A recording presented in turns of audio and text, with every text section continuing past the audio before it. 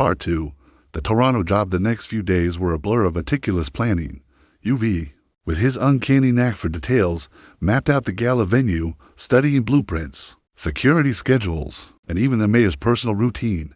50, the seasoned enforcer, focused on the logistics, the getaway car, the untraceable weapons, the contingency plans for every conceivable snag. They moved like shadows, their old-school grip blending with UV's modern cunning. The night of the gala arrived, a glittering spectacle of Toronto's elite. Inside, Mayor Thompson, resplendent in a tuxedo, charmed donors and delivered a speech about a brighter, safer city. Outside, in the labyrinthine alleys behind the venue, 50 and UV donned their dark gear. The air was crisp, carrying the faint strains of classical music from within. "Ready, UV?" 50 asked, checking the silenced pistol in his hand. UV nodded, a grim determination replacing his usual nervous energy. "As we'll ever be, 50. Let's make history." They slipped through the service entrance like smoke, navigating the dimly lit corridors with practiced ease.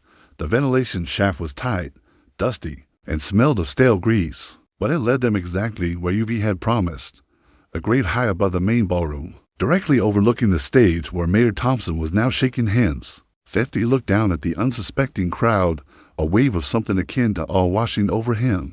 This was it, the point of no return. UV nudged him. "Now, 50. But just as 50 raised his arm, a sudden, piercing alarm blared through the hall. Red lights flashed, and shouts erupted. Security guards, seemingly out of nowhere, swarmed the stage, pulling the mayor away. 50 and UV froze. "What the hell?" 50 hissed. UV's eyes darted around, his face pale. "It's a trap," he whispered, the realization hitting him like a physical blow. They knew. Someone tipped them off. Before they could react, the grate beneath them gave way with a screech of tortured metal. They plummeted into the ballroom, landing with a sickening thud amidst overturned tables and screaming guests.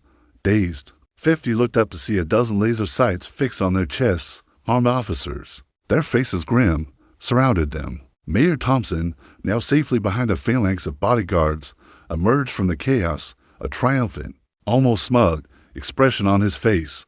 50, UV, he said, his voice amplified by the sudden silence. "Did you really think I wouldn't know?